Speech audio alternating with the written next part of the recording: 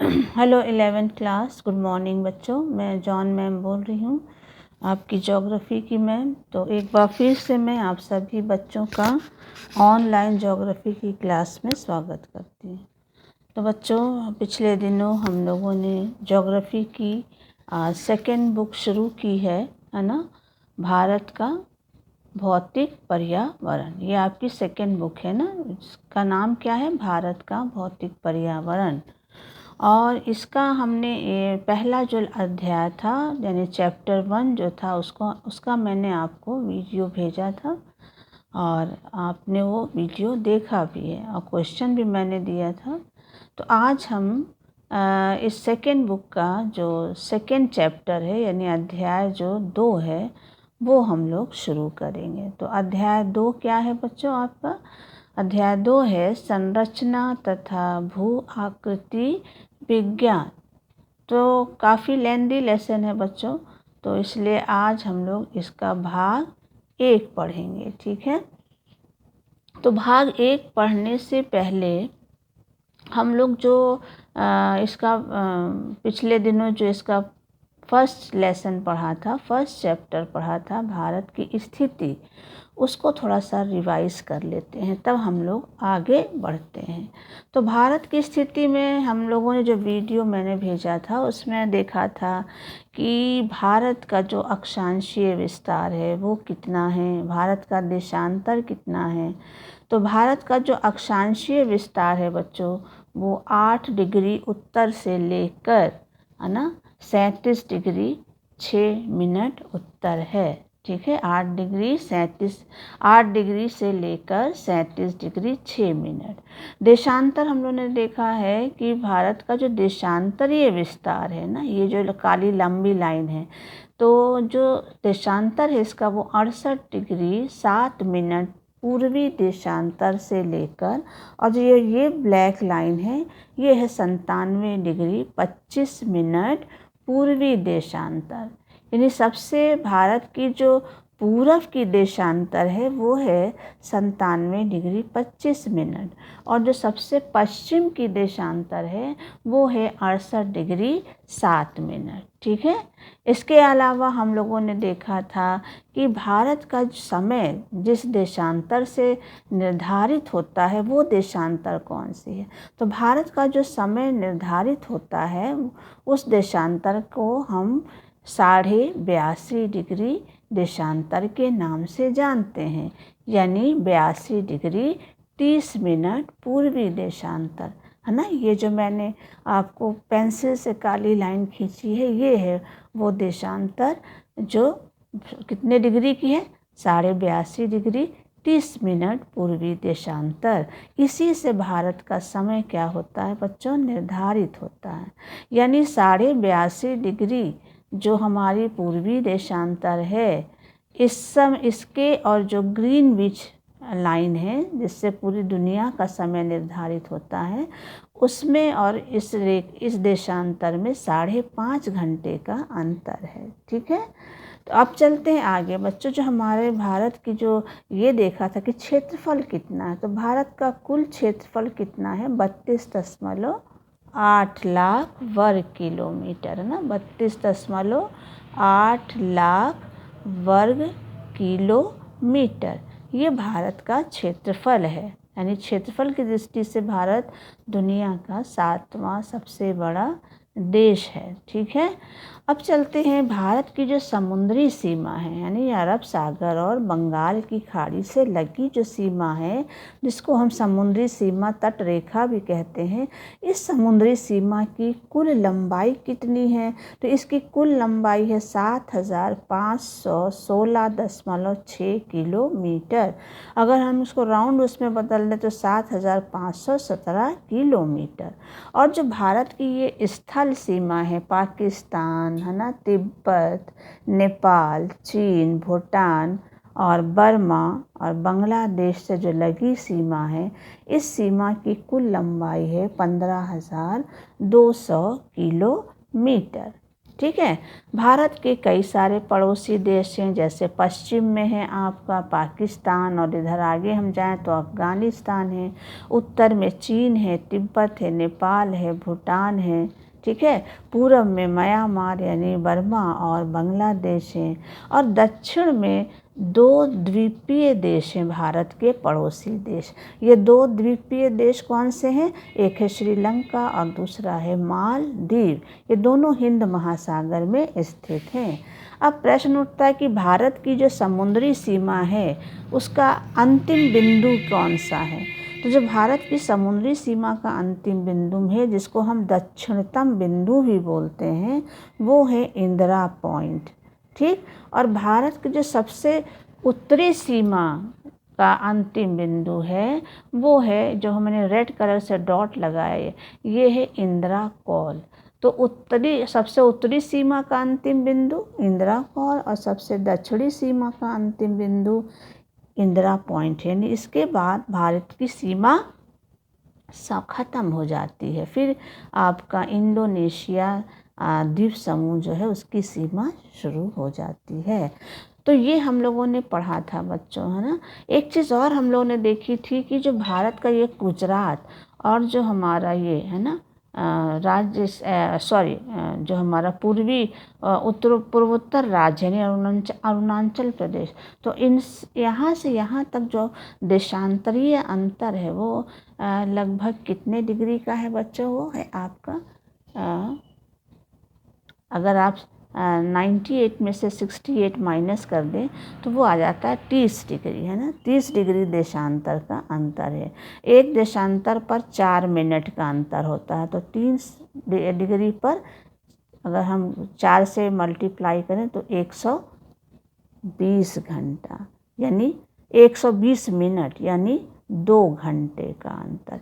यानी जैसलमेर से लेकर अरुणाचल प्रदेश में 2 घंटे का अंतर है।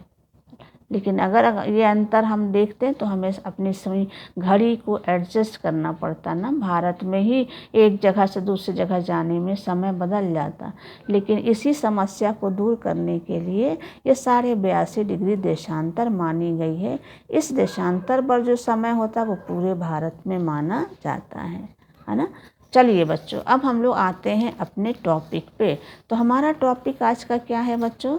संरचना एवं भू आकृति विज्ञान। ये आपका सेकेंड लेसन है और इसका भाग 1 हम लोग पढ़ेंगे। आज हम लोग इसके 2 पॉइंट्स देखेंगे। सबसे पहला है भूवैज्ञानिक खंड यानी भाग, और दूसरा जो हम लोग देखेंगे पॉइंट वो है भू आकृतिक या भौतिक खंड या भाग। तो सबसे पहले हम लोग चलते हैं भूवैज्ञानिक खंड। भूवैज्ञानिक खंड तो भारतीय जो उपमहाद्वीप है, भारत उपमहाद्वीप की संज्ञा दी जाती है ना। और भारतीय उपमहाद्वीप की जो वर्तमान भौतिक भूवैज्ञानिक जो संरचना है ना, वह इसके जो क्रियाशील भू आकृतिक स्वरूप हैं वो मुख्यतः अंतर्जात बल और बहिर्जात बलों व भूप्लेट के क्षैतिज संचरण के अंतःक्रिया के परिणाम स्वरूप क्या हैं? अस्तित्व में आए हैं। अंतर्जात बल वो होता वो बल वो शक्ति है ना जो ज़मीन के अंदर पृथ्वी के अंदर क्रिया करती है, और बहिर्जात बल बोलते हैं जो धरती के बाहर क्रियाशील रहती है, यानी वो बल जो धरती के बाहर है। तो जो भारत का जो भारतीय उपमहाद्वीप का जो वर्तमान भूवैज्ञानिक संरचना है, भूवैज्ञानिक संरचना यानी ये हिमालय और गंगा सिंधु और ब्रह्मपुत्र का मैदान और ये प्रायद्वीप पठार, तो ये जो भूवैज्ञानिक संरचना है ये किसका प्रतिफल है बच्चों? इन 2 बलों का, अंतर्जात और बहिर्जात बल। इसके अलावा जो भूप्लेट है उसमें जो गति होती है उस गति के कारण, उस संचरण के कारण ही आज ये भूवैज्ञानिक है ना जो अस्तित्व है भारत में पाया जाता है। आगे चलते हैं बच्चों। भूवैज्ञानिक संरचना व शैल समूह भिन्नता के आधार पर भारत को 3 भूवैज्ञानिक खंडों में क्या किया गया है, विभाजित किया गया है। तो ये 3 भूखंड कौन से हैं, प्रायद्वीपीय खंड, हिमालय और अन्य अतिरिक्त प्रायद्वीपीय पर्वतमालाएं, और तीसरा है सिंधु गंगा ब्रह्मपुत्र का मैदान। तो भूवैज्ञानिक दृष्टि से भारत को इन 3 भौतिक भू आकृति या भूवैज्ञानिक खंडों में क्या किया गया है, बांटा गया है। तो ये तीनों नाम आपने देख लिए बच्चों। तो सबसे पहला हम लोग देखते हैं प्रायद्वीपीय भूखंड। अब प्रायद्वीप भूखंड कहाँ है, ये हमने जो ऑरेंज कलर से भाग दिखाया है, ये है प्रायद्वीपीय भूखंड। प्रायद्वीप इसलिए बोला गया है क्योंकि भारत के दक्षिण का जो भाग है ये 3 ओर समुंदर से घिरा है, पानी से घिरा है ना। तो ऐसा स्थल भाग जो 3 ओर पानी से घिरा हो उसको हम बोलते हैं प्रायद्वीप, है ना। तो प्रायद्वीप भूखंड जो है या प्रायद्वीप खंड जो है, इसके बारे में हम लोग पढ़ते हैं। भारतीय प्रायद्वीप पे जो मुख्यतः प्राचीन नाइस यानी नीस व ग्रेनाइट शैलों से बना है। कौन सी चट्टानों से बना है, ग्रेनाइट और नाइस यानी नीस शैल, है ना। ये आग्नेय और कायंतित शैल हैं, इनसे बना है। और ये भाग जो है कैम्ब्रियन कल्प यानी कैम्ब्रियन जो युग है, तब से ये भूखंड जो है एक कठोर खंड के रूप में क्या है बच्चों, खड़ा हुआ। ये भारत का सबसे कठोर भूभाग है ना। तो कब से ये भूखंड अपने स्थान पर खड़ा है, स्थिर है, कैम्ब्रियन कल्प से, है ना। आगे चलते हैं बच्चों। इंडो ऑस्ट्रेलियन जो प्लेट है ना, इंडो ऑस्ट्रेलियन प्लेट का हिस्सा होने के कारण ये ऊर्ध्वाधर हलचलों व खंड भ्रंश से प्रभावित रहता है। प्लेट आपने पढ़ा भी होगा कि जो हमारी जो भूपर्पटी है, क्रस्ट है, वो अलग अलग भूखंडों में क्या है, बटी हुई है। उन भूखंडों को हम प्लेट बोलते हैं। तो जो इंडिया और ऑस्ट्रेलिया जिस भू प्लेट पर स्थित हैं, वो हमेशा क्या करती बच्चों, गति करती रहती, उसमें हलचल होती रहती है ना। और इस हलचल और जो भ्रंश मतलब दरार, है ना, इस हलचल के कारण जो है क्या होता है कि इस भूभाग में जब क्या होती है, चट्टानों में दरार पड़ जाती है, यानी भ्रंश पड़ जाते हैं, ठीक है। तो ये क्षेत्र किससे हमेशा प्रभावित रहता है, ऊर्ध्वाधर हलचल और भ्रंश से क्या रहता है, प्रभावित रहता है। और इसका सबसे बड़ा उदाहरण है, प्रमाण है हमारी नर्मदा, ताप्ती और महानदियाँ। ये तीनों नदियाँ इसी तरह की बनी जो भ्रंश घाटी है, जिसको हम रिफ्ट घाटी बोलते हैं, इसी में ये तीनों नदियाँ क्या हैं, बहती हैं। कौन कौन सी, नर्मदा और ताप्ती, और इधर कौन सी है आपकी, महानदी। तो ये इसी प्रकार की भ्रंश घाटी या रिफ्ट घाटी में बहती हैं। इसके अलावा जो सतपुड़ा पर्वत है बच्चों, है ना, सतपुड़ा पर्वत जो है वो एक ब्लॉक पर्वत है। ब्लॉक पर्वत है का मतलब होता है कि 2 चट्टानों में 2 तरफ क्या पड़ी, दरार पड़ी, और बीच का भाग क्या हो गया, अपने स्थान से उठ गया और एक पर्वत बन गया। तो दरार पड़ने से जब पर्वतों का निर्माण होता है ना, उसको हम बोलते हैं ब्लॉक पर्वत। तो ब्लॉक पर्वत का उदाहरण क्या है बच्चों, सतपुड़ा पर्वत। और सतपुड़ा पर्वत जो है वो क्या है बच्चों, इसी भ्रंश के कारण, है ना। ये है सतपुड़ा पर्वत, नर्मदा और ताप्ती नदी के बीच में। तो ये किस तरह का पर्वत है बच्चों, ब्लॉक पर्वत है। ब्लॉक पर्वत क्यों बोला गया, क्योंकि जब चट्टानों में दरार पड़ी तो ये बीच का भाग जो है वो अपने स्थान से क्या हो गया, ऊपर आ गया और एक पर्वत का रूप धारण कर लिया। तो इसको बोला गया ब्लॉक पर्वत। तो सतपुड़ा जो है वो इसी प्रकार का ब्लॉक पर्वत है, यानी भ्रंश के द्वारा निर्मित पर्वत है। प्रायद्वीप में मुख्यतः कुछ अवशिष्ट पहाड़ियाँ भी पाई जाती हैं। अवशिष्ट का मतलब कि जिनका ऊपरी भाग, है ना, जैसे पहले ऐसे थी लेकिन ये घिसते घिसते क्या हो गई, नीची हो गई, यानी घिसते घिसते क्या हो गई, इस तरह से टेबल के आकार की हो गई। तो ऐसे भाग को हम क्या बोलते हैं, अवशिष्ट पहाड़ियाँ। तो इस तरह की पहाड़ियाँ भी यहाँ पाई जाती। कौन कौन सी, अरावली, जवादी, महेंद्रगिरी, है ना, नालगोंडा। ये देखिए महेंद्रगिरी, ये है जवादी, और ये है अरावली। ये सब कैसी पहाड़ियाँ हैं? अरावली ये सब अवशिष्ट हैं। ये कभी हिमालय जैसे के समान ऊंची पहाड़ियाँ होती, लेकिन अब धीरे धीरे घिसते घिसते ये क्या हो गई? ऐसी हो गई, नीची। इनका ऊपरी भाग एकदम सपाट हो गया। ठीक है, तो ये अवशिष्ट पहाड़ियाँ भी इस प्रायद्वीप खंड में क्या है? पाई जाती हैं। तो पहला भाग समझ में आ गया, प्रायद्वीप खंड। तो प्रायद्वीप खंड जो है वो ज़्यादातर नाइस और ग्रेनाइट चट्टानों से बना है। यहाँ पर भ्रंश पाए जाते हैं, जिनमें हमारी नर्मदा ताप्ती नदियाँ बहती हैं, और ब्लॉक पर्वत पाए जाते हैं, जैसे कि सतपुड़ा पर्वत। इसके अलावा कई सारी इस भाग में अवशिष्ट पहाड़ियाँ भी पाई जाती हैं, जिनके उदाहरण हैं अरावली, जवादी और महेंद्रगिरी। अब दूसरा भाग कौन सा आता है? वो हिमालय और अन्य अतिरिक्त प्रायद्वीप पर्वतमालाएं। तो हिमालय के अलावा भारत में और भी बहुत सारी पर्वतमालाएं जो हैं वो पाई जाती हैं। तो ये भाग कैसा है? ये भाग जो है वो कठोर एवं स्थिर प्रायद्वीप खंड के विपरीत हिमालय और अतिरिक्त जो प्रायद्वीप पर्वतमालाएं हैं, ये भूवैज्ञानिक संरचना की दृष्टि से अगर देखें तो तरुण है, दुर्बल है और लचीली है।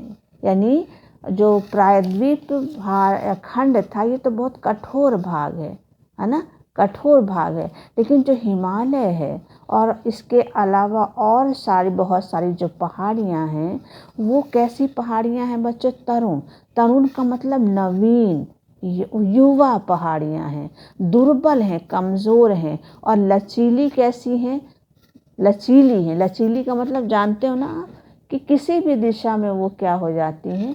मुड़ी हुई। आप देखिए, अगर आप उत्तराखंड वगैरह गए हों या हिमाचल प्रदेश गए हों, तो हिमालय इस तरह से यूँ है ना, लचीली है, यानी इसमें मोड़ पाए जाते हैं। ठीक है, तो इस तरह से हिमालय और अतिरिक्त जो प्रायद्वीप पर्वतमालाएं हैं, वो कैसी पहाड़ियां हैं?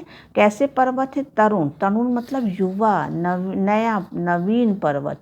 और दुर्बल यानी कमज़ोर हैं और लचीली हैं। ये पर्वत वर्तमान समय में भी बहिर्जनित तथा अंतर्जनित बलों की अंतर्क्रियाओं से क्या है? प्रभावित है। यानी ये पर्वत, हिमालय और बाकी जो प्रायद्वीप पर्वतमालाएं हैं, वो आज भी बहिर्जनित मतलब जो बाहर धरातल के ऊपर कार्य करने वाली शक्तियां हैं ना, उसको हम बोलते हैं बहिर्जनित। ठीक है, और दूसरी कौन सा बल है? अंतर्जनित। अंतर्जनित बल कहाँ काम करता है? यहाँ ज़मीन यानी हमारी पृथ्वी के अंदर, भूगर्भ में। तो ये दो बल जो हैं हमारी पृथ्वी पर अभी भी काम कर रहे हैं। इसलिए जो ये भाग है यानी हिमालय और अन्य प्रायद्वीप जो पर्वतमालाएं हैं, वो आज भी इन दोनों बलों से क्या हैं बच्चों? प्रभावित हैं। इसके परिणाम स्वरूप यहाँ वलन, भ्रंश और शेप यानी थ्रस्ट जो हैं वो बनते रहते हैं। वलन यानी मोड़ बनते हैं। भ्रंश मतलब चट्टानें बीच से क्या हो जाती हैं? टूट जाती हैं, उनमें दरार पड़ जाती हैं। और शेप मतलब एक दूसरे पर क्या हो जाती हैं? वो चढ़ जाती हैं, ऐसे, है ना। तो शेप बनते हैं यानी चट्टानें चढ़ जाती हैं, उनमें भ्रंश बन जाते हैं यानी वो बीच से टूट जाती हैं, और उनमें क्या बन जाते हैं? वलन यानी मोड़ बन जाते हैं। इन पर्वतों की उत्पत्ति विवर्तनिक हलचलों से जुड़ी है ना। इन पर्वतों के हिमालय और जो बाकी पर्वतमालाएं हैं, इनकी उत्पत्ति किससे जुड़ी है? विवर्तनिक हलचल। विवर्तनिक हलचल मतलब वो हलचल, वो गति जो कहाँ कार्य करती है?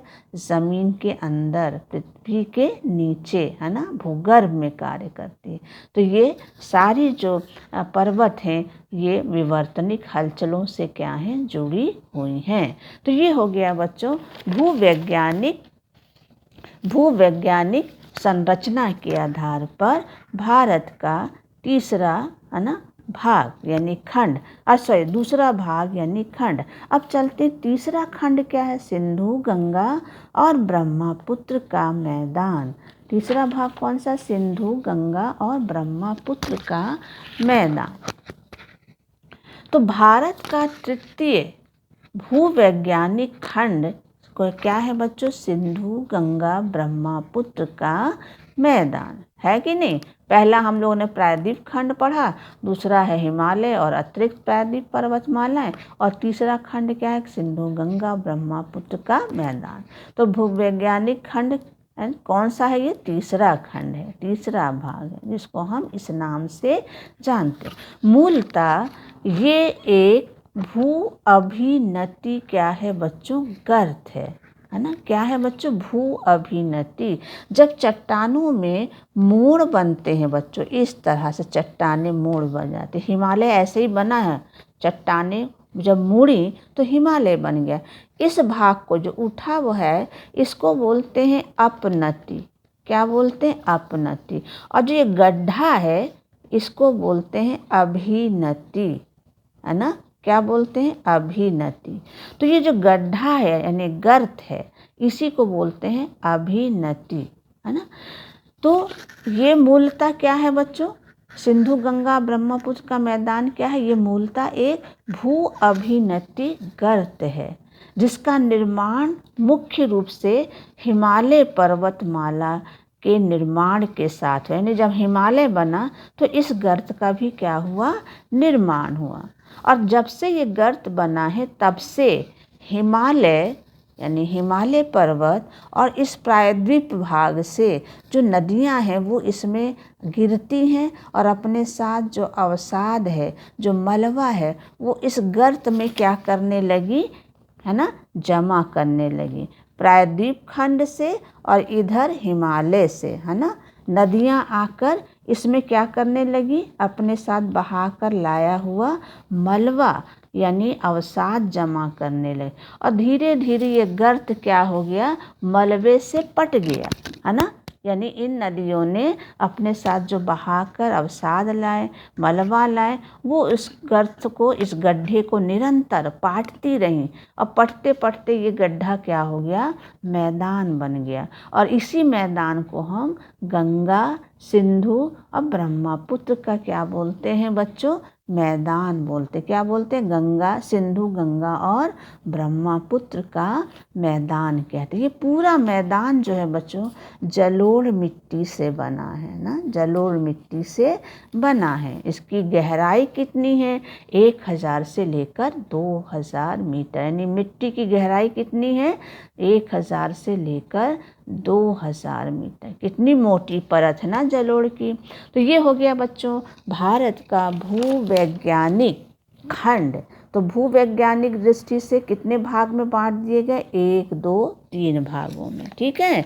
अब चलते हैं दूसरा भाग, हम लोग देखते हैं भू आकृतिक या भौतिक भाग, यानी भारत के भू आकृतिक भाग या भौतिक, चाहे भू आकृतिक भाग बोलिए चाहे भौतिक भाग बोलिए। तो भारत को मोटे तौर पर भू आकृतिक या भौतिक दृष्टि से निम्नलिखित भागों में बांटा जा सकता है। ये भाग कौन कौन से हैं, पहला है उत्तर तथा उत्तरी पूर्वी पर्वतमाला, जिसको हम हिमालय के नाम से जानते हैं। दूसरा भाग कौन सा है, उत्तरी भारत का मैदान। तीसरा भाग है प्रायद्वीप पठार। चौथा है भारतीय मरुस्थल। पांचवा है तटीय मैदान और छठवां है द्वीप समूह। तो भू आकृति या भौतिक भाग की दृष्टि से भारत को इन 6 भागों में बांटा गया है, और भूवैज्ञानिक दृष्टि से भारत को इन 3 भागों में बांटा गया। तो याद रखिए, भूवैज्ञानिक दृष्टि से 3 भागों में, और भू आकृतिक या भौतिक भाग की दृष्टि से भारत को 6 भागों में क्या किया गया है बच्चों, बांटा गया है। अब एक एक भाग को हम लोग एक एक वीडियो में क्या करेंगे बच्चों, पढ़ेंगे। तब तक आज के लिए इतना ही, ठीक है। अगर आपको कुछ समझ में ना आया हो तो बच्चों आप हमसे पूछ सकते हैं, ठीक है। थैंक यू बच्चों।